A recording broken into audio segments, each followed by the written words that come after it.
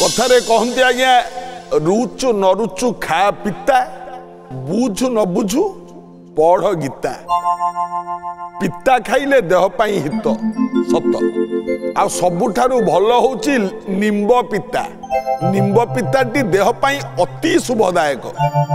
अनेक रोग को नष्ट करि थाए निम्ब पिता निम्ब पत्र निम्ब फूल निम्ब छेली ये सबु देह पाई उपकारी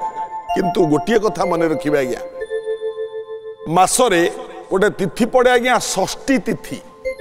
ये षष्ठी तिथि जो दिन पड़ी शास्त्र रे प्रमाण अच्छी षष्ठी तिथि रे निम्ब पत्र निम्ब फूल निम्ब दांतकाठी जदि आम पाटी रे दियंती ताहले आमे नर्क कुंड रे पड़िबा एवं नीच जोनि प्राप्त हवा मन रखिबे सबुदिन निम्ब खातु किंतु षष्ठी तिथि रे निम्ब आदौ स्पर्श करिबा पिता जीभरे दबा नियम विरुद्ध एक कथा को पालन कले मंगल हब। प्रार्थना आम आनंदर उत्स।